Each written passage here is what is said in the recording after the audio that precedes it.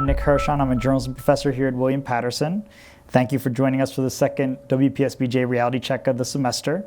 As many of you know, these discussions are sponsored by the Communication Department and the William Patterson chapter of the Society of Professional Journalists, a national organization that advocates for journalists' rights. And I'm going to begin our conversation tonight with some questions that I have for Andrew, but I want you guys to get engaged, and since you're a small audience, make sure that you're getting on Twitter, asking questions. You just have to use hashtag WPSBJ reality check, and then in the second half, we will have those questions up there, and I'll send them over to Andrew, okay? So start thinking about questions you might want to ask. And as always, we thank Dr. Rob Quick, the chair of our department, for his support of the series, and Jordan for curating everything back with the tech for us tonight. And that brings me to our guest. Andrew Ford is a reporter for the USA Today network in New Jersey. He has reported extensively about police accountability issues. He was the lead writer on Protecting the Shield, a series that prompted 2 statewide police reforms. He is just as concerned with fairness as with exposing wrongdoing, and I want to ask you about that later. For his work, he was a finalist for the Livingston Award for Young Journalists, and he won the American Bar Association's Silver Gavel Award and an Edward R. Murrow Award for Investigative Reporting. So please join me in welcoming Andrew Ford to William Patterson University. Thank you for coming. Thanks for having me here. Of course. So a bunch of questions I'm going to ask you about your reporting recently. But first off, since we're speaking to a college audience, and this is going to be recorded for college students to use later on, how did you get your start in reporting? Did you study journalism in school, and what kind of courses did you take? Sure. In high school, I wrote a few plays and decided that I really wanted to write professionally. I thought that journalism might be a good way to get a job doing that. So it started with a love of writing. I went to the University of Florida and studied journalism there. It's a great program. Along the way, I fell in love with many other aspects of the job, but it began with that love of writing. And were there certain instructors or certain classmates that kind of stoked your interest in that? Oh, absolutely. There was a guy, Professor Foley. He's well known there, and if he ever saw this, I'd like to let him know I'm really grateful for all the things he taught me. But yeah, I had some incredible professors there, and learned a lot from colleagues or peers at that time, other students that I've stayed in touch with since then. And when you were talking about, exposing wrongdoing, you're just as concerned with fairness as exposing wrongdoing. Yeah, absolutely. So was that something that was ingrained in you in Florida? I think that's something that I learned over time. I take that really seriously because we are the final arbiters of what is going to be included in this story. So it's essential that we are giving all of the parties involved a fair shot to explain themselves, and we know we have a truly excellent story if we have mastered all sides of it, and really give people the opportunity to explain, like, if there is some reasonable explanation for why they're doing things in a certain way that is leading to negative outcomes, like, I want to know what that is. Mm-hmm. Well, and I want to certainly talk about this with some of the specific stories that you reported, and how you kind of stay motivated with all of that. In school, did you feel that you learned how to develop a beat? Because you've obviously developed this really good beat about accountability, and especially with police, but was that something that was taught, or did you kind of learn it more as a reporter? My story is like how to do things the hard way. Like, I was, I think, like an average student. I was really interested in covering like entertainment events, music festivals and stuff in college. I was not really focused on hard news. And if I could go back and do that over, that is the first thing I would change, is to focus more on like sort of a traditional like hard news path earlier on. I was lucky enough to get a job within a couple of months out of school at a newspaper called Florida Today. They hired me on as a breaking news reporter. I did a couple weeks on the morning shift and then shifted over to the night shift. So covering like car crashes, shootings, various kind of police and breaking news. And through doing that job and with the help of a very patient mentor, I learned how to report on hard news, and over time how to take a close look and be skeptical of the way that the system is set up and what kind of outcomes it's producing. Well, and as we talk about your college years and we start transitioning to your reporting, Are there certain things that surprised you when you got into the industry compared to what you maybe expected in your education?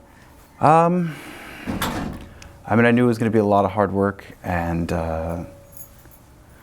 that's like hard to answer, but I'm not really sure how to answer. Yeah, well, because what I think sometimes happens is that you take a class and you get a certain appreciation for how things are done or deadlines, but maybe when you first arrive in the newsroom and you see just how strict the deadlines are, or some of the pressures of sources that you weren't expecting, maybe not having editors handhold you the way a professor or high school advisor of the newspaper might. Yeah, okay. It's definitely faster paced than maybe what I was prepared for, and that is something that I wish I was more ready for. Like, I had done some internships, I should have done more. To get more of a sense of that before I was sort of thrown right into battle. Maybe the number one difference is that in college there, for me, was a lot of, everybody around me was very passionate about the craft, just for its own sake. And there was a lot of really positive energy around that. And I think that can be something that is difficult to sustain over the many decades of a journalism career, something that's really important to keep going. So learning how to keep that just old-fashioned passion for this craft alive is something that I did kind of pick up over time. Well, we'll keep thinking about those themes then as we go through some of this, but let's start talking about some of the work that you've been doing with the Asbury Park Press. Your police accountability reporting especially, and this Protecting the Shield series. So we have some videos that relate to this, so I'll ask you some questions, we'll watch the videos, and then we'll talk about it. But first off, as part of that Protecting the Shield series, you interviewed Philip Seidle. That's right. A former Neptune police sergeant who was locked in a maximum security cell at New Jersey State Prison for killing his wife in 2015. And he shot her in the middle of the street in Asbury Park in front of their 7-year-old daughter. You landed this exclusive interview, so let's play the video from that exclusive interview, and then if we can talk on the other side, how did you manage to get the interview? What's going through your mind? How do you prepare for interviewing somebody who has committed this crime? So if we can have Jordan cue up that video for us. Philip Seidle. Right, that's several units here. Several units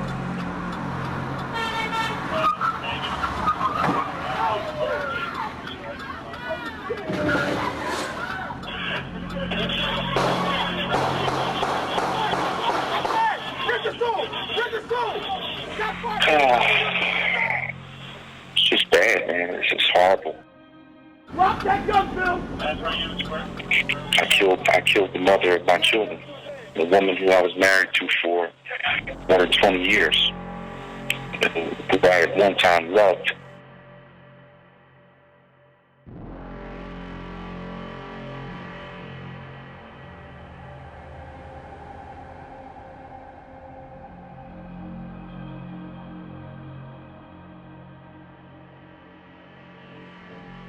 It was like I was on emotional overload, and my mind just shut down. I couldn't handle what was going on emotionally, and it just went.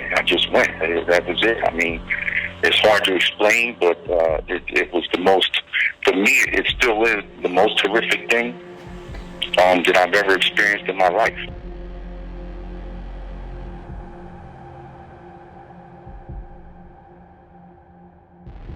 When I saw her sitting in the car, my intention was to pull up next to her and speak to her. And she right away began to back out. I just blanked out. The next thing I knew, I was standing in the middle of the street looking at her feet hanging out the car with a gun in my hand.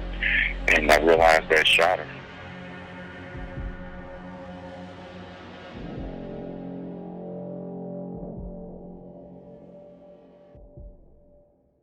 So lots of things we can talk about with interviewing. But first off, how do you even go about getting an interview with him?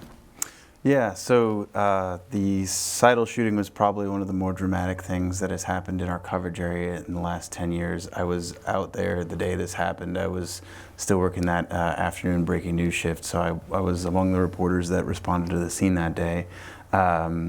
We reported on it repeatedly, obviously several stories that day and in the weeks following. So this was a really important local news topic for us. And I think for a long time, a piece that we were missing is like asking the guy why he did it. And so I wrote him a letter committing to take the time to hear his side of things. He had corresponded with a reporter before and he wasn't pleased with the interaction that he'd had, didn't think he got a fair shake, something like that. And so my commitment was that I was going to take the time to hear what he had to say. Not necessarily that we're going to print it all, but that I'd hear him out. So we exchanged a couple of letters back and forth.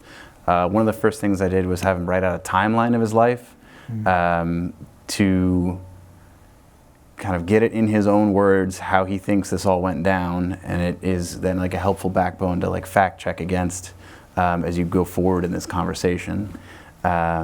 We exchanged messages through a service similar to email, and then eventually we were able to work out phone calls that I recorded with his consent to form the basis of those videos. The videos are very important to us when we produce these stories online, so I knew I had to get that.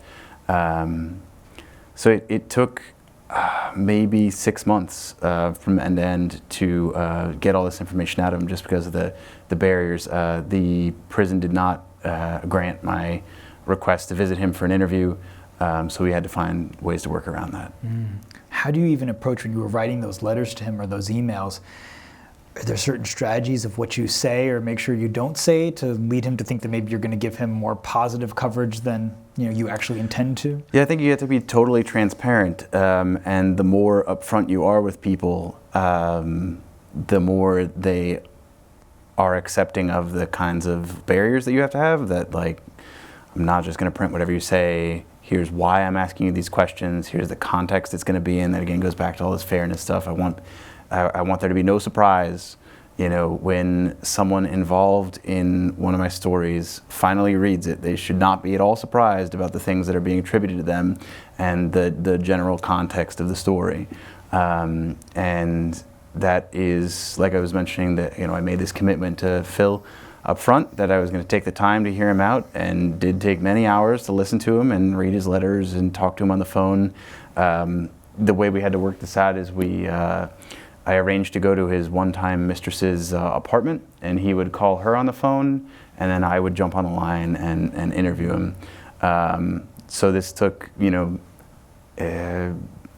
many days or hours and hours of hanging out in her kitchen, waiting for him to call, and then talking to him for like 15 minutes, and then that was like the limit on the phone call. So it took a long time, and so I think I honored the commitment to hear him out. And then ultimately, when the story was printed, I don't think we pulled any punches. And I did send him a copy, as I said I would. And he, overall thought it was fair. So it seems like everyone was satisfied with how the arrangement worked out. How do you come to grips with interviewing somebody accused of something so terrible? I mean, when you're sitting there on the phone, are you, trying to avoid judging them, or how do you just, you've done this, I guess, with a lot of people. Reporters have to do it all the time, but how do you manage that? Yeah, I have talked to a lot of people who have been involved in terrible things, and so I think you have to set your own feelings aside. The goal was to answer the question of why this bad thing happened, so I think we're well served to calmly ask the person involved as a way of understanding what went wrong here.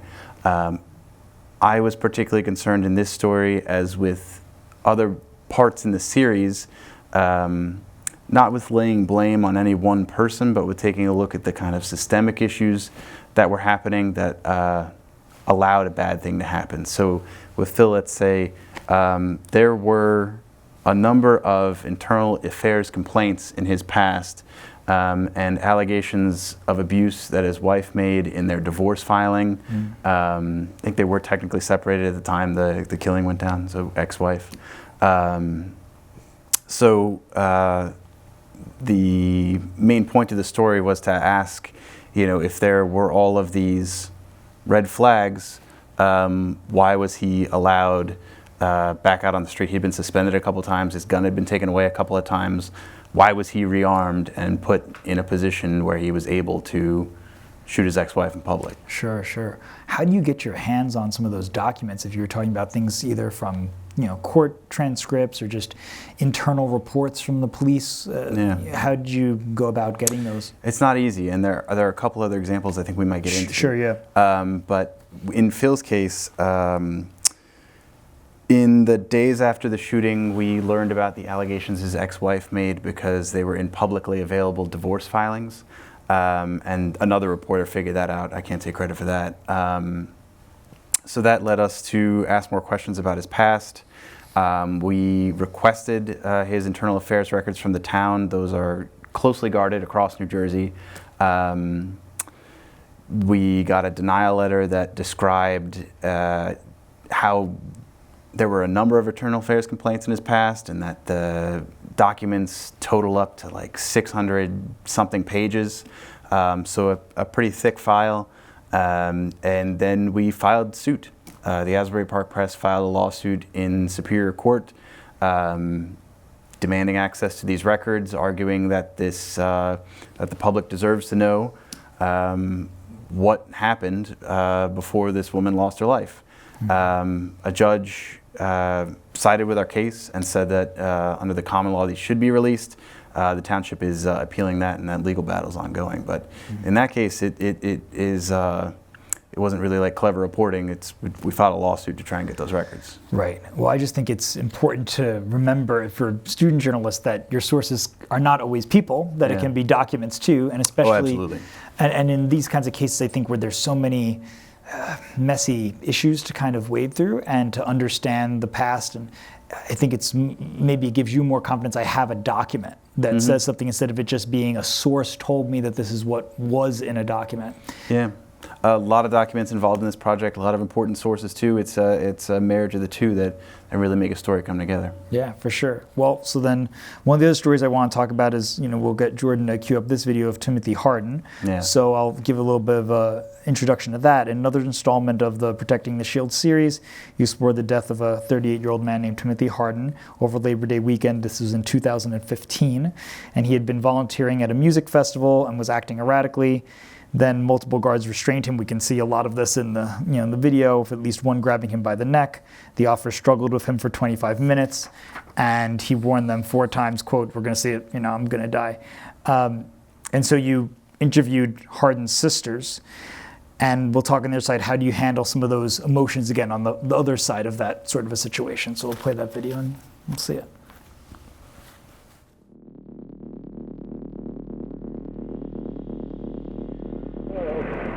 45, Delmar's going to be heading over to that address.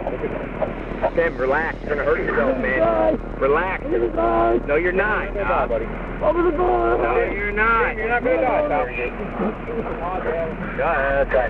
Help. Yeah, I got my squad. I'm still dressed. They can take care of some issues on the road. Timothy Harden was our brother. He was no longer with us.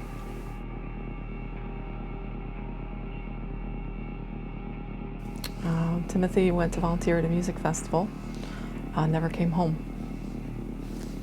That's basically what happened. And what happened in between, we have very few details to go on. Hey, you got gloves, Mig? He's bleeding. He's bleeding. Yes, and they still got him down. Gloves. He was transported to Jersey Shore Medical Center and pronounced dead at 4:14. We weren't told of the circumstances. We weren't told that, police were involved, anything like that. Nothing. It's just that, he's not here anymore because he had an altered state of mind.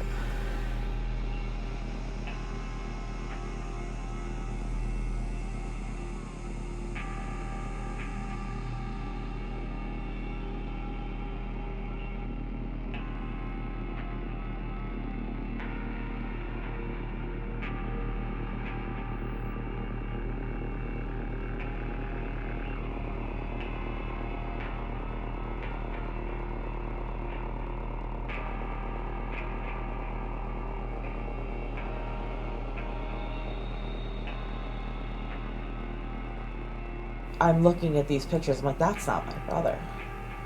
He's bloody, he's battered, he's bruised, he's beaten, there's abrasions, there's contusions, and I'm like, that can't be him. It's not allowed to be him. But it was. And that will forever stay with me.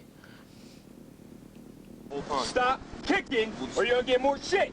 We're just gonna bring him to the hospital, Dan. You understand? Come here. Please, I'm begging you. Please. You better relax. I'm telling you right now. You're gonna get yourself hurt. Do it again, you're gonna get hurt.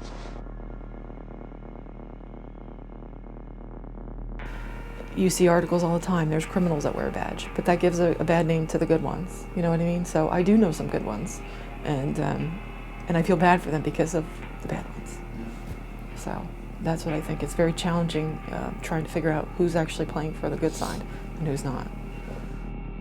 Relax. Relax, Tim. No. Relax, Tim. Stop moving around. We got his leg. He ain't going nowhere. Let me get this bit out. Why did he have to die that day? Why did you have to take him from us? I want to see it in their eyes. I want them to explain to me why. Because we have no closure, and we never will. Never. No.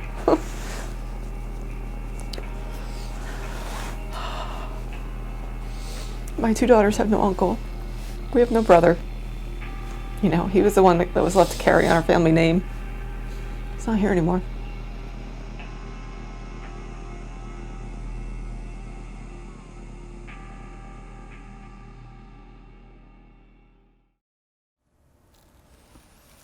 So that's sort of the other side. You know, we talked about interviewing someone who had committed a crime, families of victims, and I'm sure you've also interviewed many victims themselves of crimes. There's been a lot more of those, yeah. Yeah. So how do you handle the emotions there when you're having to ask really tough questions of people who've gone through so much? It's the same type of approach, and this is not something that I think was really taught in journalism school. I had to learn this over a period of time by just practicing it. The most important thing is to explain to these folks why you are bothering them and asking them about these very painful things, and to explain that you're trying to find out what happened to Timothy Harden, and you also want to let the public know who this person was who passed away, and that he was valuable to his loved ones, and you know, that he had interests and maybe challenges in his life, and to paint a complete picture of, you know, as well as you can, of who this guy was. Mm-hmm. This was, you were talking about records mm-hmm. and sources. This was maybe a good example of a little bit more clever reporting to free up some records. We got very little information about this incident when it first happened. You know, both of the videos you showed, I came in long after the fact. Like I was part of the breaking news response on Phil Seidle, but these like investigative pieces happened years after the incident occurred. So with Timothy Harden, we had very little information in our daily stories about the circumstances surrounding his death. I made records requests to get a hold of the police dash camera videos that show what happened. And I got a hold of his sisters, spoke to them in their attorney's office before they settled their lawsuit to ask them about their experience and learn more about what limited information they were able to get out of authorities about what happened to their brother. I think one of the most important pieces was that in their lawsuit there was attached the entire county prosecutor's investigative case file. One of the other parties involved in that lawsuit had attached it in a motion, you know, in this long series of court documents available online. There is attached this hundreds of pages long investigative case file on what they think happened to Timothy Harden, what the government thinks happened to Timothy Harden. We published all of it. I ran key documents past independent medical experts and got multiple opinions on why they think he died. Reviewing his autopsy records and the circumstances of how he died. And so we presented those opinions alongside the expert opinion of the doctor the family hired and the opinion of the county medical examiner. And I think gave a pretty fair picture of the disputed causes for this man's death. We also reached out to the police department to ask them to weigh in on this. The chief declined our interview request, but we got some comments from him by email. So I think we did our due diligence to seek out the other side and see what they had to say about what happened here. After we ran this story, the town passed a resolution denouncing our reporting, but finding no error of fact in the story. Has that happened to you a lot where they... That does not, no. That's the first time that's happened to me. Right. It just seems like it's like even the classic line in All the President's Men where they're talking about they're not challenging the facts of the story, they're just criticizing us. And we see this happen a lot now with politicians maybe who are upset about coverage that they're getting. And instead of critiquing the actual facts, they just say, oh, they're dishonest, they're not getting, but they don't actually say what exactly was wrong here with the story. They just don't like that you did the story to begin with. Yeah, it's too common, and I hope that folks out there realize the difference and look at the facts. And if anyone has a dispute with my story, they're welcome to call me up, and we can talk about it and update it online if it's not right. Just since you were mentioning that you spoke to the sisters in the attorney's office before they settled the case. Yeah. Has this happened to you, or I don't know if it happened in this case, but where people may have said they were going to talk to you, and then all of a sudden, because they're in the middle of litigation or settling, then they say, you know what, Andrew, actually, we're no longer going to be able to talk to you? Has that been a problem? That has happened, sure. It's routine that when someone files a lawsuit making a claim of police abuse, they can enter into a settlement with the town, where the town pays out sometimes six-figure sums that is covered by their taxpayer-funded insurance company. So this is your money that's being spent, but they'll get to say that the insurance company covered it. They'll enter into an agreement where both sides agree to never speak about it, and the public pays this giant legal bill largely without knowing it. Yeah, I just wonder if there's other common frustrations you found during investigative reporting where people promise you something and then they can't deliver, or just are there other kind of challenges there when you're doing this about accessing documents or anything else that's kind of things that maybe are promised or that you expect to obtain and then they kind of fall through and it changes the course of all the reporting you were going to do? I think that can go both ways. There are times where people will stop calling me back, and I'll have to make the most of the information that I have.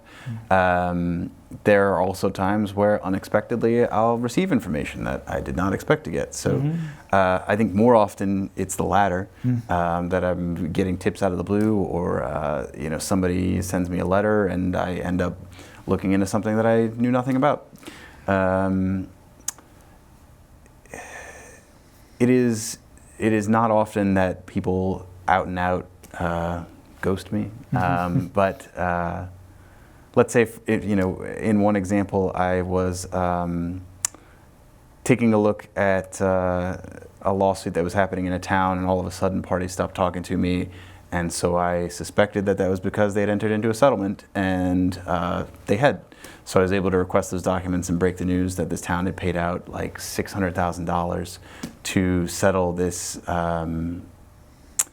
whistleblower complaint where police officers said that they were retaliated against after they were trying to expose wrongdoing within their department.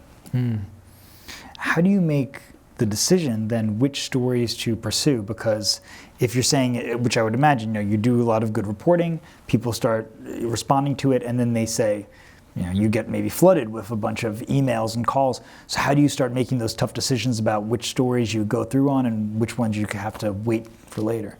Yeah, I do get, that's a good point. I get more story tips than I can handle. And this is something that I very much have developed over time. I did not know this coming out of school. I had to figure this out on the job. I look for the stories that I think can make a difference, that are likely to have an impact, and the ones that go to a systemic flaw as opposed to the wrongdoings of one random person. Mm-hmm. I'm concerned with the way that the police accountability system and the criminal justice system is set up. And if I'm learning of an example where something went wrong, I'm trying to find out why. Mm-hmm.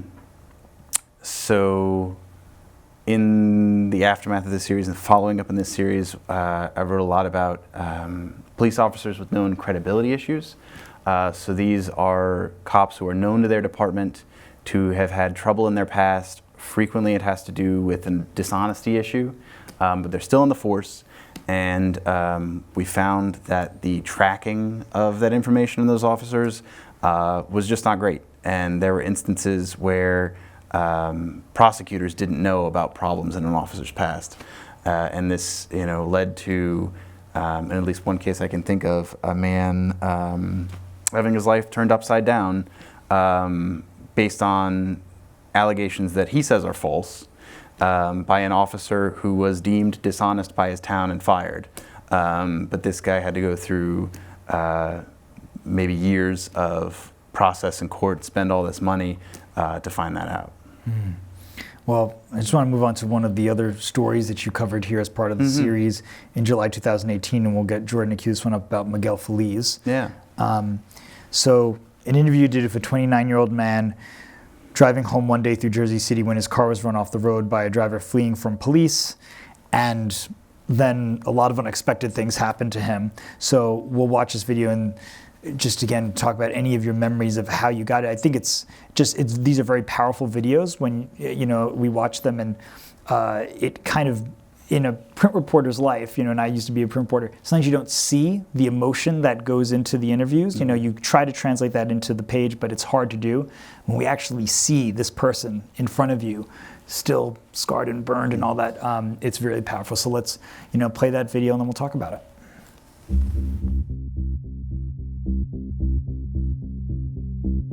I heard her in the voice that they were gonna do something bad. They were like, "Get your hands up, get us on your knees." Then they were like, get down. But I heard in the voice, it was like malicious. So I went down, and then right there, just the kicks started coming in. Kicks.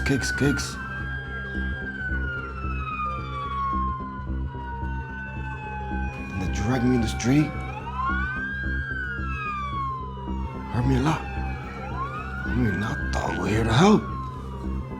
But obviously not.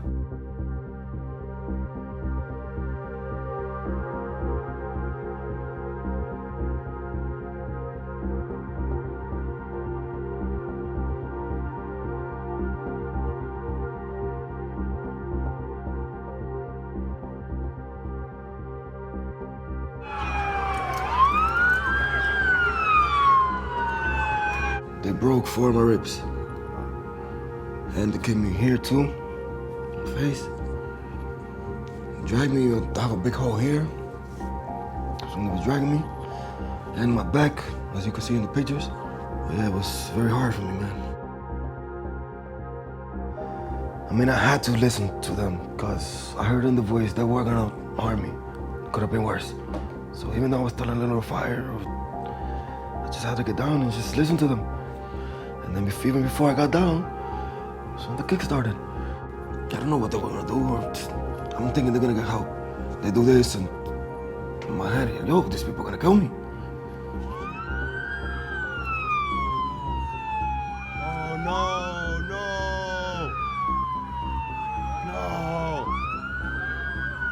Help him out!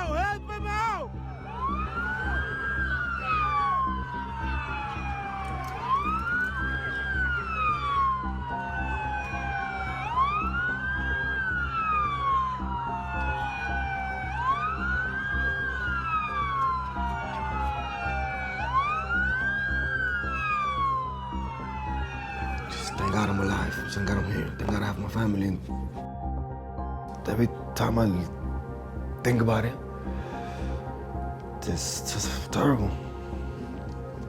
Every time I look outside my mirror, every time I have to take this off, every single day, and I try not to think about it on top of that, and I still have sometimes nightmares still. I wake up like if I'm still on fire or them kicking me.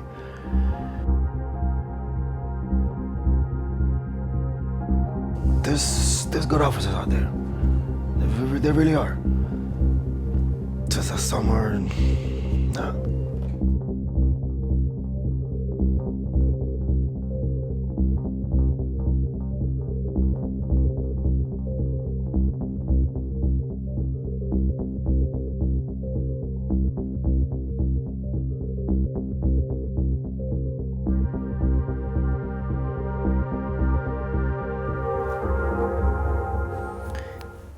Did you ever come to understand why the officers reacted that way? Did they think that he was the suspect originally? That I don't know. In the aftermath of this incident, the local police union put out a statement saying something along the lines of they were trying to put out the fire. Mm-hmm.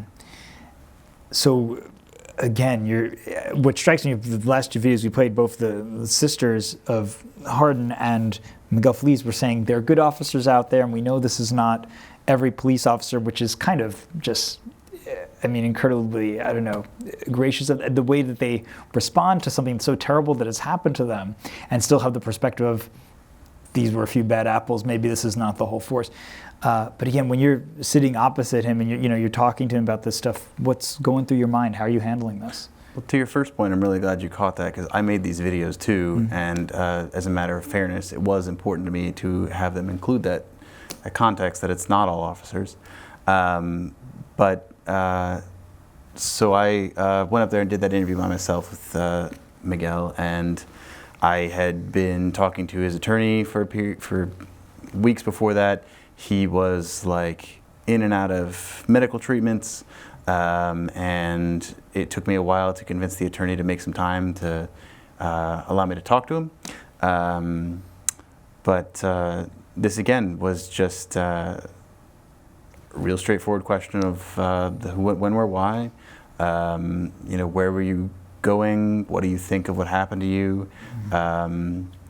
Miguel Feliz was an average guy, a father, driving home from his job, packing groceries, when he was run off the road by a suspect who was fleeing from police. He manages to escape his burning car, and he's rolling on the ground trying to extinguish his burning clothes and flesh, and then officers approached him and did what you saw there. I really wanted to get a hold of Miguel Feliz because he was such an innocent person. He did absolutely nothing wrong, and then this terrible thing happened to him, and we were trying to figure out why. And we found that at least one of the officers involved had a history of some allegations of misconduct. And again, this seems like you were setting this up through an attorney. Miguel Feliz's attorney helped you get in touch with In this him? case, yeah. This he was suing the city as Timothy Harden's sisters were suing Howell Township. So yeah, I mean, it's just stunning to see the way that these people are reacting to you, and I'm so glad you're able to capture it. How are you able to get all of this at once? I guess it is the idea of the modern journalist where you're a one-man wrecking crew. I mean, you're having to record the video, but also you're coming up with questions on the fly. I'm assuming you're taking, written notes as well. So how do you juggle all those different tasks of the modern reporter? Yeah, that's a good question. And that maybe is the best concrete example I can give to answer your earlier question about the difference between what I thought I was going to get in college and what it turned out to be. When I was in college, they were really, really pressing us to be good at multimedia. And that is still something that newspapers kind of expect you to be able to do, but not nearly as much as I was led to believe. And so I came into the business with fairly sophisticated video editing skills, and I love making all my own videos because I think that with a singular vision you can weave together the text and the photos and the video in a really unique way. But that is not super common, I have found. I have always done it that way, and so it worked well for me because then I have all of his quotes recorded. I will sometimes interview people extensively over the phone at first and then meet them in person to get down the basic facts and understand what kind of core questions I'm going to do on camera to keep that video edit as easy as possible. And I also want to build some rapport. It can be a pretty awkward experience for someone who's not familiar with dealing with reporters to have a stranger show up at your house with a camera. So you try and build some understanding before you show up at their home and ask them all these really intense questions with a lens pointed in their face. Of course. Yeah.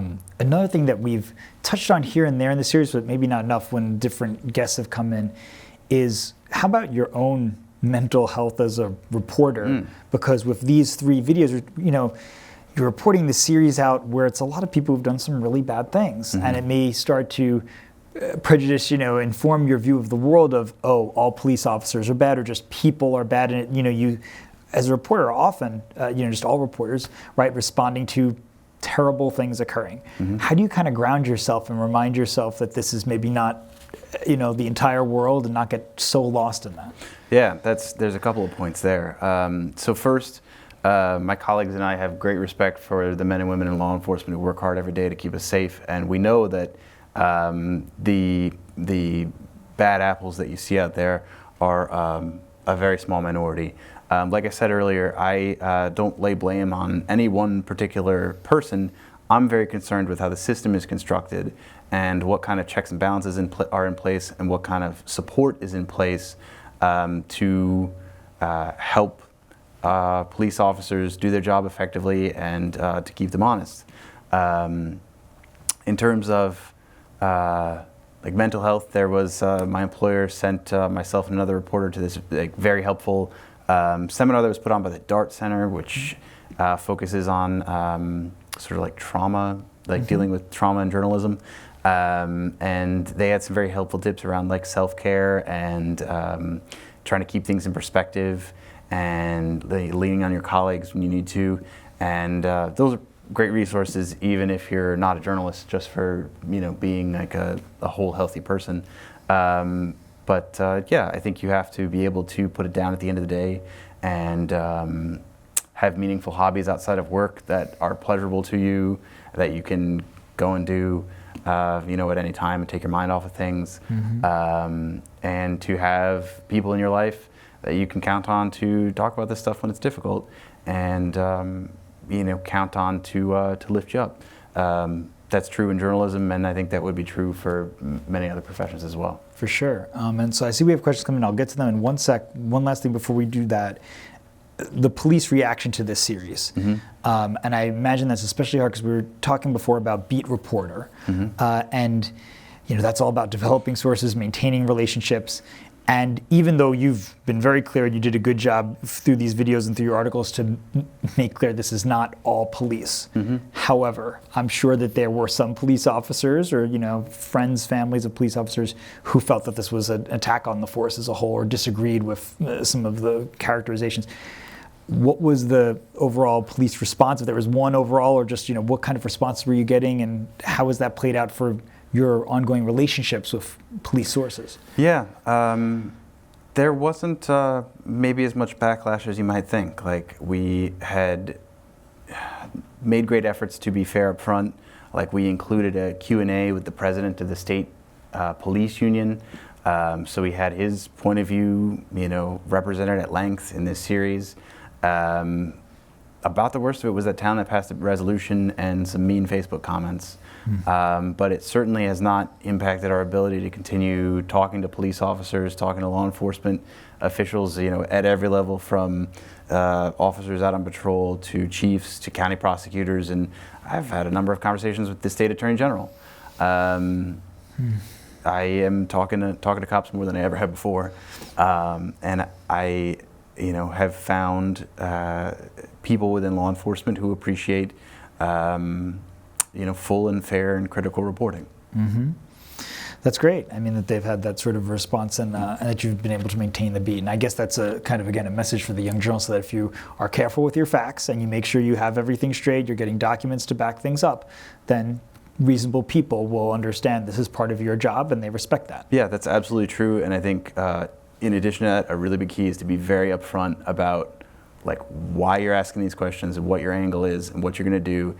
And if you're straight up, like nobody is going to be, nobody's going to think badly of you personally when a critical story lands. Mm-hmm. That's great advice. All right, well, I know we've been seeing some questions pop up, so let's get to some of them. So we have Sandy, who's in the audience of us right now, saying, are any of these officers still on the police force? If so, why? Do you know if they're still on the force?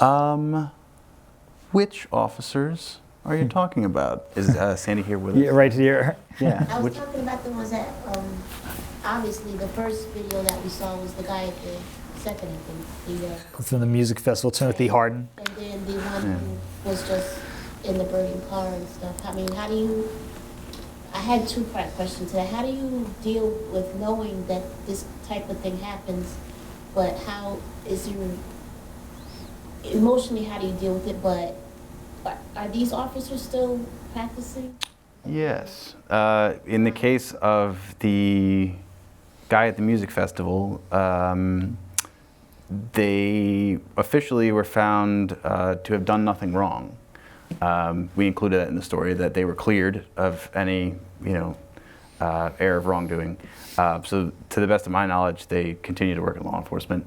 The guys in Jersey City, I think, were suspended, but I am not sure that they have faced consequence, particularly for what happened that night.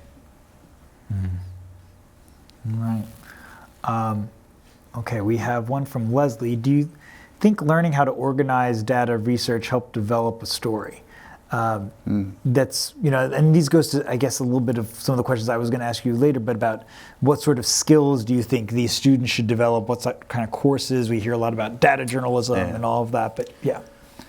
So I had to figure out this stuff as I went, and it's kind of like the second time you do something, you're going to do it way better. So this was, the shield, protecting the shield was like the most ambitious thing I had ever worked on.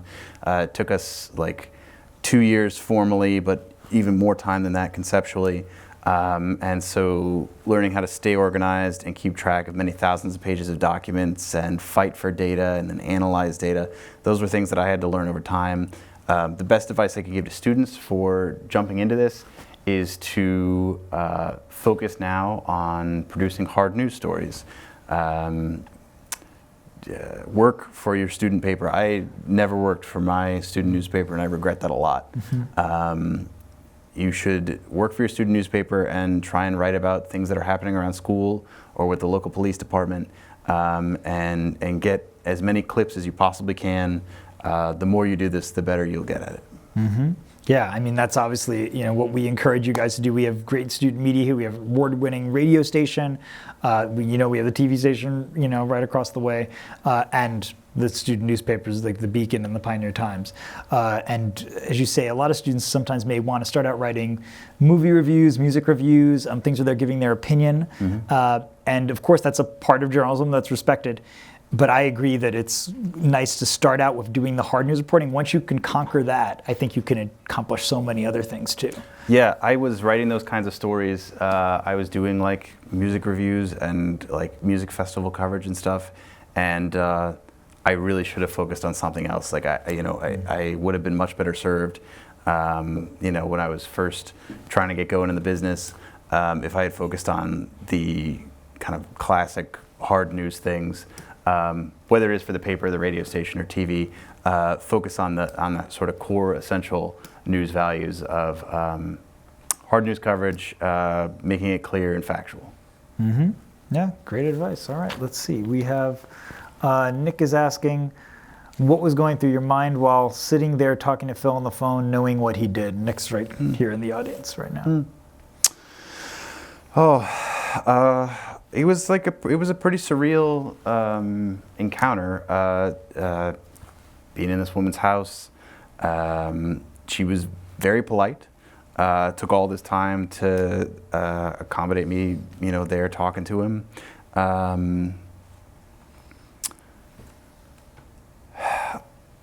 I was, I guess, focusing on nailing down all the facts. So I mentioned earlier that I had him write out a timeline of his entire life, and particularly focusing on the years leading up to, like, focusing on his marriage and the years that preceded the shooting.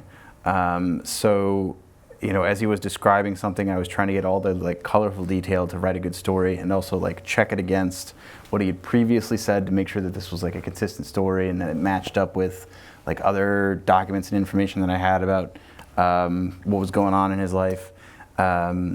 So I had sort of this 2-track thought process going, where I'm listening to him and trying to, like, keep the conversation going and ask good questions, and also, like, check it against, like, are you sure it was this? And, like, fact check him. And then also to kind of balance the really intensive probing questions with sort of more, like, softball stuff, because he would, like, occasionally get, like, pretty fired up, and you have to, like, let him settle down a little bit, and then, like, come back around on, like, a really important moment or issue that you wanted to get more detail on. Mm-hmm. Oh, that was a tough one to handle. Thank you. We have another one from Nick here. What do you like the most about investigative journalism? What I like the most is that you can make a difference. You can uncover truly novel information, stuff that nobody else knew about, things that none of your competitors have been getting into, and you can bring about change. After our series ran, the Attorney General made a couple of changes. So kind of the best way I've described this project in the past is that I was hired as a beat reporter. We found out a lot of bad things were going on related to the police. For example, I revealed that an officer who crashed his car was drunk and on drugs at the time that he died in his car crash. Found out that his department did not have a policy for random drug testing. That got us thinking, how many departments are not doing this? So we requested those documents from every one of the hundreds of police departments in New Jersey, and found that more than 100 departments did not do random drug testing. When we revealed this, another reporter did the interview with the PBA president, that's the police union president. He was surprised to hear that. There was a county prosecutor who was also surprised to hear how many departments in his county were not doing this. It was kind of like everybody expected that this would happen. And after we ran the story, the Attorney General mandated that all the departments are going to do random drug testing. So that's just one example. He also implemented an early warning policy. One part of the series was recommending changes that we think would fix the system. Mm-hmm. Since that time, he, after the stories I wrote about officers with credibility issues, he issued a policy to shore up the way the state keeps track of witnesses and police officers involved in prosecutions under his office. Gosh, what else? There have been a number of impacts that follow our reporting. I wrote one over the summer about how the commission that makes rules for police academies changed the physical test for police recruits. And after they did this, there was a big spike in the rate at which women failed the tests. And so now the commission is considering, like, revising that test. Mm-hmm. So what I love about investigative reporting is that you're not asking the people in charge what's going on, you're telling them what's going on and asking them what they're doing about it.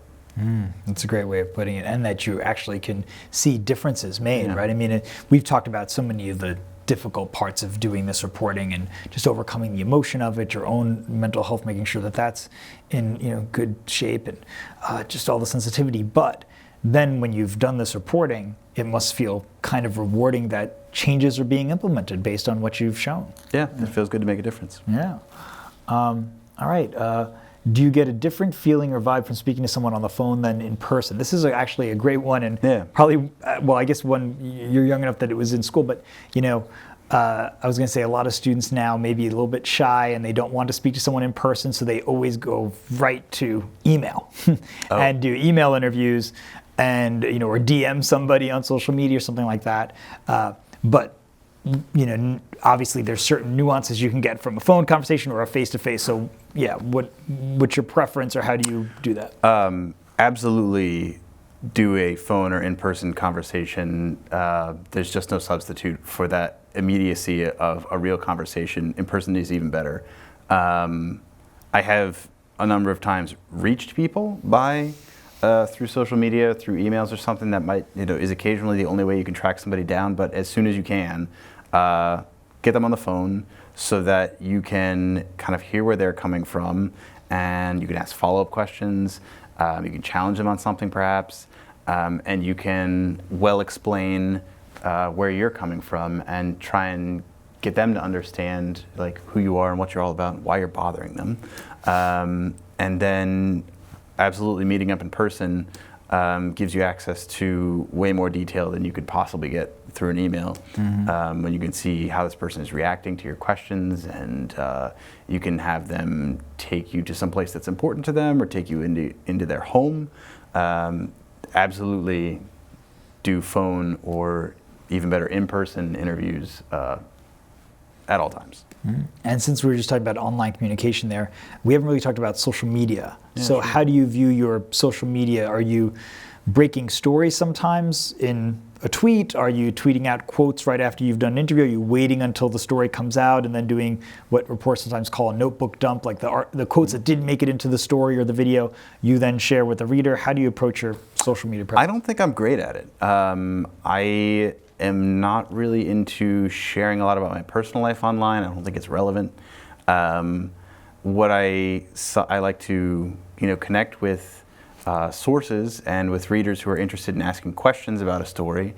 I will sometimes share some of the behind the scenes because I think like our process can be interesting, and it can be illuminating for people to understand how we figured out a story.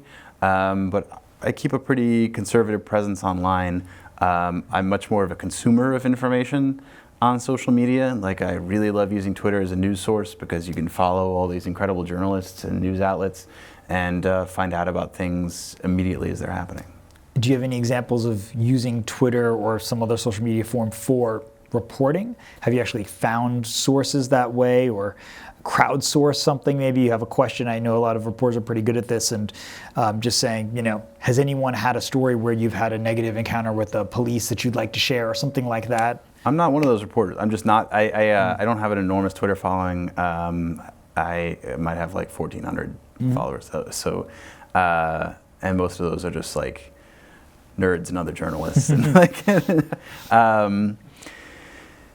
I have connected with people through social media, like tracking people down on Facebook. I did that just recently. And I have not done the crowdsourcing thing as well as I think I could. I have done it. I think we tried to do some of that through the brand, like our Asbury Park Press account leading up to this series, but I haven't done that much of it. Sure. No, I mean, every reporter has their own style. That's why it's interesting. Also, we hear so much about, like, it's so dominant in some of the job descriptions that they're seeing when they're about to graduate, and so it's nice to kind of understand, like, maybe it's not a part of every reporter's repertoire. It doesn't have to be. It should be. Like, I should do more of it, absolutely. And like, editors of our paper would prefer if I did more of that kind of stuff. It's something I should get better at, and I've been at this for like 7 years, and there are absolutely still things I need to learn and like grow on. I think the crowdsourcing thing could be very useful. I just haven't done that much of it. One thing I would really like to try is I have heard of some other institutions that have had great success with this, announcing what you're going to investigate when you get started. So telling people up front, like, I'm going to go look into this because we've heard some crazy things are happening. I think as a matter of fairness, I really, really like that, because then nobody could say they didn't see this coming. Sure. Because you've been very straight up with it. And I have heard that that's a good way to get whistleblowers and people affected by these issues to come forward if you're announcing up front what you're taking a look at. Yeah, it's a great way. I mean, I guess there's the flip side is you're now alerting the competition to the stories that you're about to report, and are you worried that, one of these other papers sees it? I've heard that, but also that you have then planted your flag on this issue, and so you are like taking ownership of that topic in a way that distinguishes you from your competitor.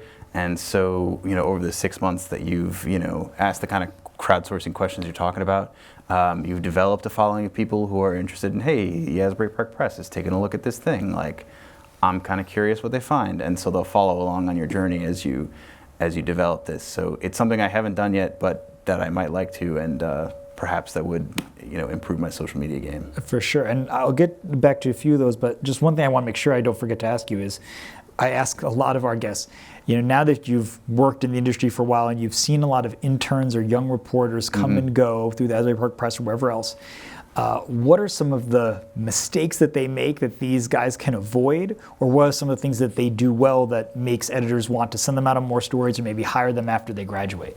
Yeah, we have had really lovely interns, and at least one reporter who works there now was an intern for us for like 3 summers. So that can be a great way to get your foot in the door and gain the kind of like hard news reporting experience that I was talking about. In fact, it's probably the best way to gain that kind of experience is to go be an intern for a professional news organization. I have only seen good things from them. Generally, what I'm looking for when like I get the opportunity to speak to someone who's applying for a job, I'm looking for like some energy and some kind of like killer instinct and just like a zeal for the profession and that old school passion for this craft that I was like hungry for and hoping to see more of in professional news organizations. That's kind of something that I try to bring to the table, just this like intense energy. So I want to see some of that fire in people that are coming in. But at the same time, I think the biggest mistake that I made earlier on in my career was being too headstrong and not being great at like accepting criticism and listening to people when they're trying to like set you in the right direction. I'd be way better off if I had listened to folks earlier on. So try and stay humble and work really hard. I think that's about the best advice I can give. Mm-hmm. No, that's all terrific advice. All right, let's see. We'll handle a few more of these. When you were writing Protecting the Shield, what information that you uncovered impacted you the most? I think I was most struck by the scope of what we were getting into, that there was tens of millions of taxpayer dollars being spent to settle these lawsuits claiming police abuses, involving many people who claimed that they were injured, and these wrongful death suits. Like I said, more than 100 departments that didn't have a policy for random drug testing. These issues stretched all across the state and touched departments large and small. So I was really struck by that scope. And then even after this story launched in January of 2018, that's a little while ago now, and I have no shortage of story ideas and other issues to dig into and follow up on, which I think is a little bit surprising that I can keep writing about this issue for like, I don't know, we worked on that project for 2 years, then it launched in 18, so it's several years now we've been writing about these policing issues, and we can still keep going with it because there are more issues to uncover. So I guess, yeah, I was struck most by the scope of how broad these police accountability issues are. Mm-hmm. I think we've covered most of these. Let's see. You want to talk about why you decided to leave entertainment reporting? Well, it's very hard to get a job in entertainment reporting. I got a job as a breaking news reporter, and that was my full-time profession, so I just didn't really look back. I did like one freelance assignment after that time, but pretty much all of my time was consumed by writing hard news and cop stuff, and then I found other elements of it that I was really interested in and found that that was more valuable to employers than my thoughts about a band. It's a funny way of putting it. Sandy asked this other question about revealing someone's identity when you didn't want to. this is a part of investigative reporting that we haven't really talked about so much, but using anonymous sources. Yeah. Have there been cases where you've had to make those decisions? And I've certainly found that students, when I've sent them out to report on projects, are very quick to grant anonymity to almost anybody who just says, I don't want to be in this story. Yeah. And I always go back to, well, they have to have a legitimate reason why they want to be anonymous. Definitely. Their life is in danger, their livelihood's in danger. It can't just be like, oh, I don't know, I'm paranoid, I just don't want my name in print. Or I think people see some journalism movies and they get the idea that all sources are anonymous. But yeah, have you dealt with that? I can't think of a story where the final product relied on information from an anonymous source. I might have done it, but it is so rare that I cannot readily think of an example where in the final text, that information is sourced to an anonymous person. I receive off-the-record information all the time, and that is very helpful as a way of guiding you to on-the-record sources of information, documents, other people, and that kind of thing. So, listening to gossip is a very helpful reporting resource, but ultimately we want to get credible on-the-record sources, people in positions of authority, people who were in the room or there at the time or who were affected by this, or as you mentioned earlier, documents and data that can really back up in a concrete fashion the claims that we're making in an investigative story.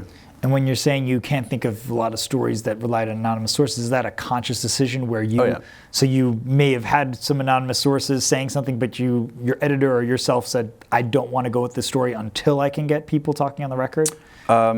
Yeah, usually it's just that like I said, I receive all kinds of off-the-record information, but then I'm going to go track it down and find the reports that show that, or maybe try and get that person to give me documents anonymously. Maybe I've done maybe a little bit more of that, but then it's still sourced to official records, or we'll try and go get an official copy of the records to verify that. For example, with Phil Seidle, I was talking to him and he gave over his psychologist notes on sessions he had been going to, which is pretty valuable for getting an understanding of what was going through his mind in the time leading up to this event. That's interesting. I wonder, when you're having those kinds of conversations, just since you bring that up, do you start to think that maybe the source is giving away more than they realize, and that they, where's the line crossed about I have to protect the source, even if the source is willing to either be, give their name or give me stuff that they say it's okay, but do you ever wonder about, should I withhold because they may not be in the right mental state right now to give this? They don't really understand the implication of giving away this. There are sometimes case by case circumstances where we might hold back on that kind of stuff, particularly if it's somebody who is totally unfamiliar with dealing with a reporter and is going through some kind of traumatic incident. Other folks, like a public official, we are going to hold to a higher standard and expect that they do know what they're doing. And I think it goes back to being very clear about your intentions and reminding people that you're a reporter. And so sometimes I might phrase a question like, a lot of people out there in the world might not understand what it's like to go through what you're going through. Can you help them understand what it's like to be in your shoes, just as a way of reminding you that you're not just talking to me, you're talking to the public broadly. So to reestablish that understanding. And so, and I'll wrap up in a second with just a question about advice, any other general advice that you have for these guys, but especially I think for people going to journalism school right now, it's a tough time to be a journalist. And without getting into all the particulars of it, or putting you on the spot or anything, we hear all these allegations about fake news and dishonest media and et cetera coming from lots of places.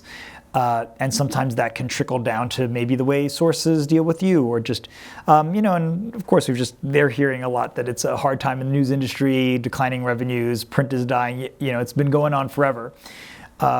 How do you kind of motivate yourself? What's your compass here? Because it seems like you're still very motivated to do these stories well, and you've had great success, you've won awards. So how do you keep yourself, again, grounded in light of all that noise? So it starts with the great lessons that I got from professors in college about the sort of true old-fashioned values of being a journalist, and I, have come to be very passionate about exposing wrongdoing. So when I have found some, I feel strongly about bringing it to light and letting people know about that, and following up with officials and asking them what they're doing about it. So I find that really inspiring. I think I'm not affected by what's coming out of Washington too much. I'm very focused on New Jersey. If officials here were acting like that, maybe I would be more affected by that. But for the most part, folks are respectful, if not always helpful, in their dealings with me. I think if there is distrust of the media, person by person, I can try to turn that around, or at least in an exchange that I have with someone, I'm going to try to explain why I'm here and what we're doing, and what this is going to turn into, so that you don't have to rely on what you've heard about how journalists work. I'll tell you how journalists work, and please judge me by the exchange that we have.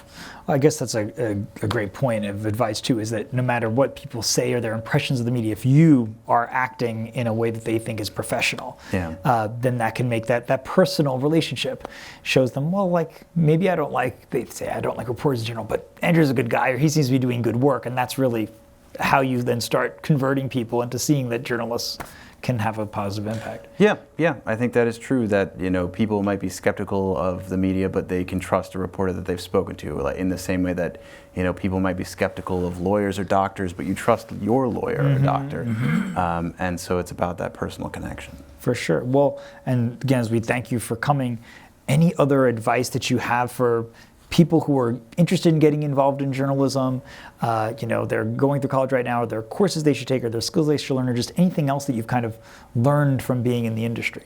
Get out there and do it. And there are a number of one-liner pieces of advice that I am not clever enough to have come up with, but my favorite one is choose your heroes and do likewise. So pick out the people out there in the world, and this is probably true of any profession. Find the folks that are doing the thing that you really want to be doing, and figure out how they got to that point, and break that down into manageable, concrete steps, and then go do those things. And very frequently, you can ask those people for advice. I have had great success in reaching out to more experienced journalists and getting their feedback on stories. It's a very flattering thing to do, to ask someone for their advice. And you would be surprised at the kind of high-level folks you can get to give you advice. I'm really grateful for that. That's why I'm here tonight.